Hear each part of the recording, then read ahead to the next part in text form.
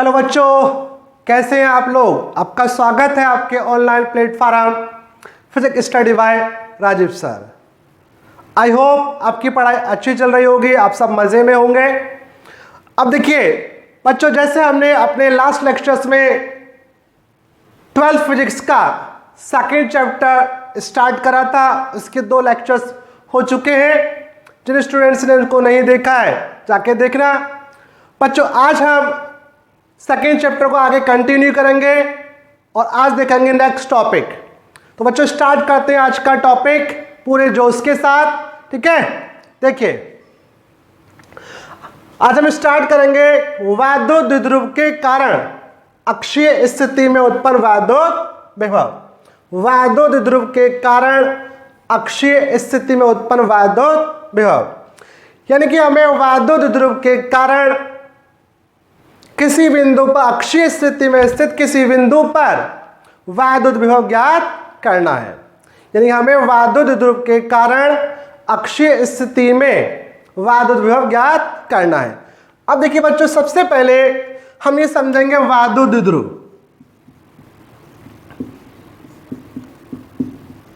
वैद्युत द्विध्रुव तो जैसे बच्चों हमने लास्ट लेक्चर्स में, पिछले लेक्चर्स में, फर्स्ट चैप्टर्स में आपको बताया भी था कि वैद्युत द्विध्रुव क्या होता है कि जब हम परिमाण में समान और प्रकृति में विपरीत 2 बिंदु आवेश अल्प दूरी पर स्थित होते हैं। यानी कि जब परिमाण में समान, परिमाण का समान का मतलब दोनों के आवेशों के मान इक्वल होने चाहिए, ठीक है, दोनों की वैल्यू सेम होनी चाहिए, परंतु प्रकृति क्या विपरीत अल्प दूरी पर रखे होते हैं, तो इस 2 आवेशों के समुदाय को क्या कहते हैं बच्चों?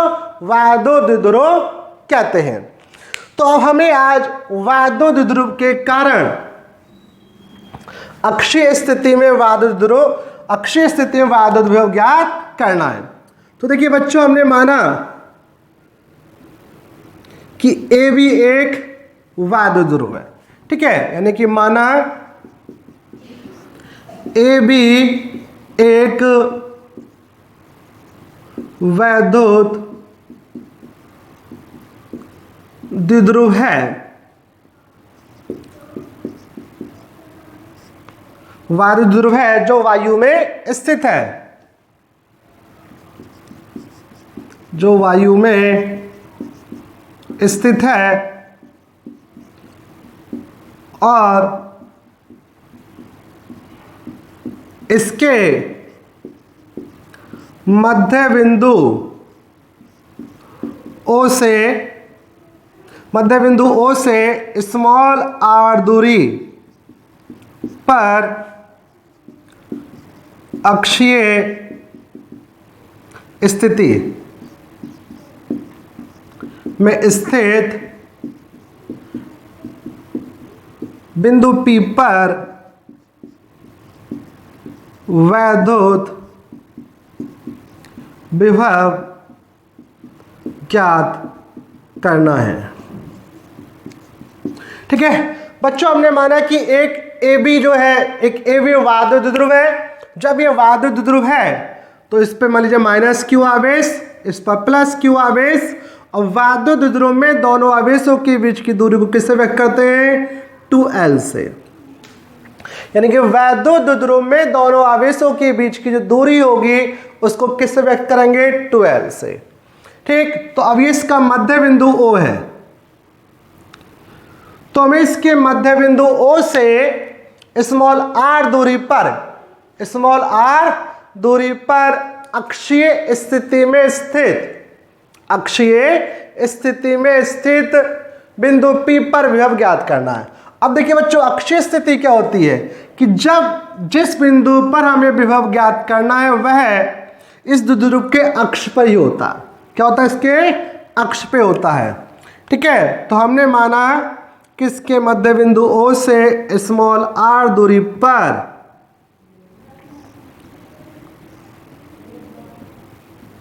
स्मॉल r दूरी पर अक्षीय स्थिति, ये देखिए अक्षीय स्थिति में स्थित ये बिंदु P है, इस पर हमें वैद्युत विभव ज्ञात करना है। अब देखिए बच्चों यहाँ पे, क्योंकि वैद्युत द्विध्रुव हो गया, दो आवेश परिमाण में समान, प्रकृति विपरीत, दोनों आवेशों के बीच की दूरी 2l, ये इसका मध्य बिंदु। जब ये मध्य बिंदु है तो A से O तक की दूरी कितनी हो जाएगी l, O से B तक की दूरी कितनी हो जाएगी l हो जाएगी। और हमें इसके मध्य बिंदुओं से स्मॉल r दूरी पर अक्षीय स्थिति में स्थित बिंदु P पर वैद्युत विभव ज्ञात करना है। तो देखिए बच्चों, बस इसके कॉन्सेप्ट को समझना है। जैसे बच्चों हमने अपने लास्ट लेक्चर्स में आपको पढ़ाया गया था, किसी आवेशों के समुदाय के कारण किसी बिंदु पर वैद्युत विभव कितना होता है। जैसे इसको ध्यान से देखा जाए कि वैद्युत द्विध्रुव दो आवेशों का समुदाय है और किसी आवेशों के समुदाय के कारण किसी बिंदु पर जो वैद्युत विभव होता है, जो वैद्युत विभव होता है, वह उस समुदाय में उपस्थित भिन्न भिन्न आवेशों के कारण जो अलग अलग आवेश उत्पन्न होगा, जो अलग अलग वैद्युत विभव उत्पन्न होता है, उन सबके बीजगणित योग के बराबर। अब वैद्युत द्विध्रुव दो आवेशों का समुदाय, तो यहाँ पे जो कुल विभव होगा बिंदु P पर पहले आवेश के कारण दूसरे आवेश के कारण उत्पन्न वैद्युत विभवों के बीजगणित योग के बराबर होगा। तो बच्चों आपको कुछ नहीं करना है, केवल पहले आवेश के कारण बिंदु P पर विभव, दूसरे आवेश के कारण विभव, अब इन दोनों का परिणामी और आर्टिकल कंप्लीट हो जाएगा। ठीक है, तो देखते हैं। तो देखिए सबसे पहले -q आवेश, -q आवेश के कारण बिंदु P पर उत्पन्न वैद्युत विभव, बिंदु P पर उत्पन्न वैद्युत विभव।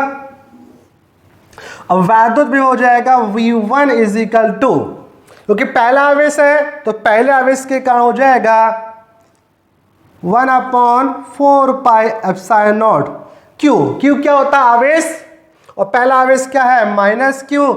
बच्चों बस इसी का आपको ध्यान रखना है कि वैद्युत विभव क्या एक अदिश राशि है, और अदिश राशि होने के कारण इसमें जो आवेश लिया जाएगा उसको चिन्ह सहित प्रयोग करेंगे। कैसे प्रयोग करेंगे? चिन्ह सहित प्रयोग करेंगे। ठीक है, तो पहला आवेश -q और ये हो गया अपॉन R1। ठीक, अब देखिए आगे, तो -1/4 pi epsilon not Q। R1 क्या होता है? R होता है कि जिस बिंदु पे आवेश रखा है, जिस बिंदु पे आवेश रखा है उस आवेश से उस बिंदु तक की दूरी जिस पर हमें वैद्युत विभव ज्ञात करना है। तो आवेश किस पॉइंट पर रखा? A पर, और विभव किस पे ज्ञात करना है? P पर। तो R1 हो गया A से P तक की दूरी। तो V1 इजिकल टू आएगा -1/4 पाई एप्सिलॉन नॉट Q। और A से P तक की दूरी को ध्यान से देखिए बच्चों, P से O तक, यानी हमें P से A तक की दूरी ज्ञात करनी है। तो P से A तक की दूरी, P से A तक की दूरी कैसे होगी? P से O तक की दूरी कितनी? R। P से O तक की दूरी R और O से A तक की दूरी L। तो टोटल दूरी कितनी हो गई? R plus L। यह आया इक्वेशन फर्स्ट। तो यह हो गया पहले आवेश के कारण बिंदु P पर उत्पन्न वैद्युत विभव, यानी कि पहले आवेश के कारण बिंदु P पर उत्पन्न वैद्युत विभव। अब इसी प्रकार से दूसरा आवेश कौन सा? +q। तो +q आवेश के कारण बिंदु P पर उत्पन्न वैद्युत विभव।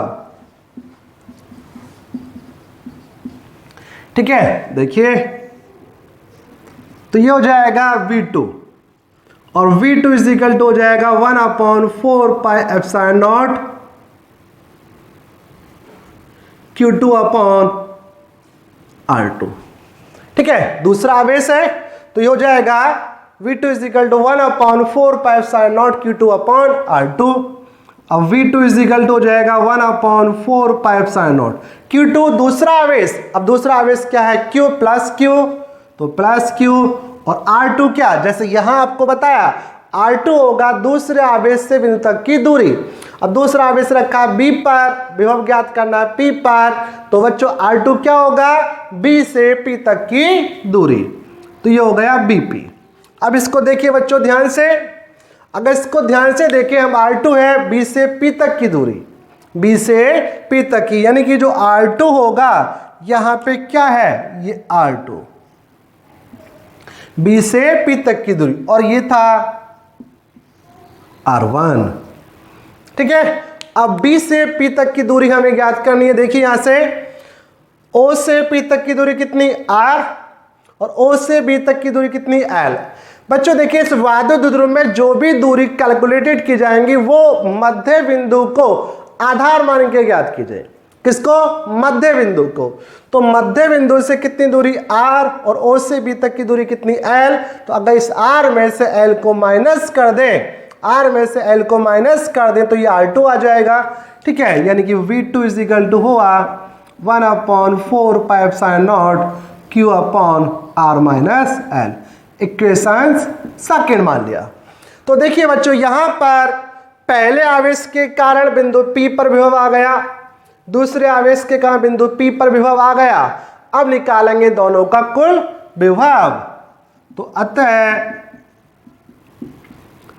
बिंदु P पर उत्पन्न कुल वैद्युत विभव, तो कुल वैद्युत विभव होगा V बराबर V1 प्लस V2, V बराबर V1 प्लस V2, क्योंकि विभव कैसी राशि बच्चों, एक अदिश राशि है, और जस्ट आपको बताया गया किसी आवेशों के समुदाय के कारण किसी बिंदु पर जो विभव होता है उस समुदाय में उपस्थित भिन्न भिन्न आवेशों के कारण अलग अलग जो विभव उत्पन्न होगा उनके बीजगत योग के बराबर होता है।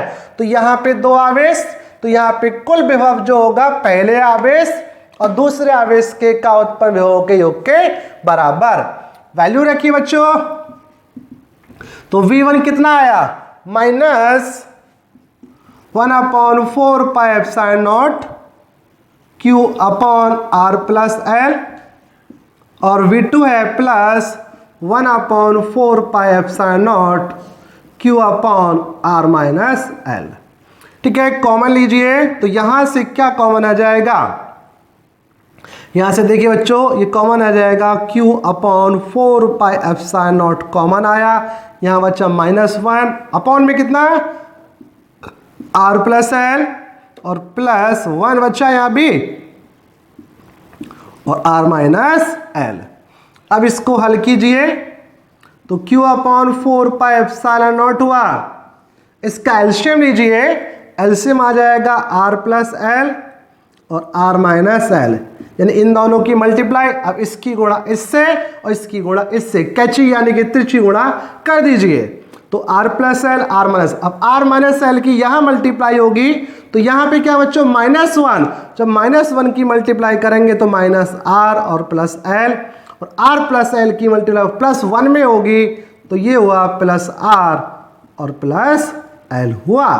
अब देखिए बच्चों इस -R से -R कैंसिल हो गया और L प्लस L कितना हो गया 2L, तो ये आया V is equal to 1/4 pi epsilon not Q into 2L, और ये हुआ R plus L into R minus L। अब देखिए बच्चों यहां पर या यहाँ पे आप डायरेक्ट लिख दीजिए, क्योंकि ये क्या R plus L R minus L एक वर्गांतर का फार्मूला, यानी एक बार प्लस में एक बार माइनस में, तो ये क्या होता है A plus V into A minus V is equal to क्या होता है A square minus V square. तो इसको आप लिख सकते हैं R square minus L square. अब बच्चों यह आया V is equal to 1/4 pi epsilon not Q into 2L upon R square minus L square. अब देखिए चूंकि आपने लास्ट चैप्टर में पढ़ा था कि Q इंटू 2L बराबर होता है P, यानी कि वैद्युत द्विध्रुव आघूर्ण, वैद्युत द्विध्रुव आघूर्ण। ठीक है, तो Q इंटू 2L की स्थान पर क्या आ जाएगा 1/4πε0P upon R square minus L square. अब देखिए बच्चों, जैसे आपको हम क्या कर रहे हैं, वैद्युत द्विध्रुव के कारण वैद्युत विभव का व्यंजक ज्ञात कर रहे हैं। और वैद्युत द्विध्रुव क्या होता है कि जब परिमाण में समान और प्रकृति में विपरीत दो आवेश अल्प दूरी पर रखे होते हैं तो दो आवेशों के उस समुदाय को क्या कहते हैं, वैद्युत द्विध्रुव। यानी कि दोनों आवेशों की जो वैद्युत द्विध्रुव होता है उसमें दोनों आवेशों के बीच की जो दूरी होती है अल्प होती है। ये 2L ये बहुत छोटी सूक्ष्म दूरी है। जब 2L छोटा है तो L क्या होगा, और छोटा, और L स्क्वायर आएगा, उसका वर्ग करेंगे तो वो और भी छोटा होगा। तो चूंकि R बहुत छोटा है L से, तो इसलिए L स्क्वायर को नगण्य मानने पर, जब इस L स्क्वायर को नगण्य माना जाएगा तो V इजिकल टू आ जाएगा 1/4πε0 P अपॉन R स्क्वायर। यानी कि यह आ गया वैद्युत द्विध्रुव के कारण अक्षीय स्थिति में उत्पन्न वैद्युत विभव। क्या है बच्चों, V is equal to 1/4πε0 P upon R square. ठीक है, तो ये हुआ डेरिवेशन कंप्लीट। दोबारा समझिए, देखिए बच्चों, यहां पे हमें वैद्युत द्विध्रुव के कारण अक्षीय स्थिति में वैद्युत विभव ज्ञात करना था। अक्षीय स्थिति का मतलब जिस बिंदु पर विभव ज्ञात करना है वह इस द्विध्रुव के अक्ष पर ही होता है। तो हमने माना कि मध्य बिंदु O से स्मॉल r दूरी पर अक्षीय स्थिति में स्थित बिंदु P है, इस पर विभव ज्ञात करना है। ठीक है, चूंकि वैद्युत द्विध्रुव दो आवेशों का समुदाय है तो हमने पहले आवेश के कारण -q आवेश के कारण बिंदु P पर विभव निकाला। V1 is equal to 1/4πε0 -q upon R1। ठीक है, R क्या होता है, आवेश से बिंदु तक की दूरी। तो आवेश क्या था A और P पर, तो A से P तक की दूरी R1। तो ये कितना होगा, R यहाँ तक L यहाँ तक, तो R1 की वैल्यू कितनी आ गई, R प्लस L। तो पहले आवेश के कारण विभव। इसी प्रकार से दूसरे आवेश के कारण विभव V2 is equal to 1/4πε0 Q2 upon R2। R2 B से P तक की दूरी। अब यहाँ से O से P तक की दूरी R, O से B तक की दूरी L, तो B से P तक कितनी होगी, R माइनस L। बच्चों बस यहाँ आपको ध्यान रखना है कि वैद्युत विभव क्या है, एक अदिश राशि है। कैसी राशि है, अदिश राशि है। तो आवेश को कैसा यूज करेंगे, चिन्ह सहित प्रयोग करेंगे। ठीक है, तो ये आ गया V2 और बिंदु P पर उत्पन्न कुल विभव कितना होगा, इन दोनों के बीजगणित योग के बराबर। इक्वेशन फर्स्ट को रखा, इक्वेशन सेकंड को रखा, कॉमन ले लिया, यहाँ पे कॉमन आ गया। यहाँ बच्चा -1 अपॉन R प्लस L, ये बच्चा 1 upon R minus L। LCM ले इन दोनों की मल्टीप्लाई, इसकी इससे गुणा, इसकी तिरछी गुणा कर दी। ये माइनस का था इसलिए इसके चिन्ह क्या हो गए, चेंज हो गए। ठीक, R से R क्रॉस हुआ, L प्लस L कितना 2L। ठीक, और Q इंटू 2L बराबर क्या होता है P। तो V इजिकल टू आया इतना। और चूंकि वैद्युत द्विध्रुव में R, मिस्टेक हुई बच्चों, सॉरी, ये यानी कि L बहुत छोटा है R से।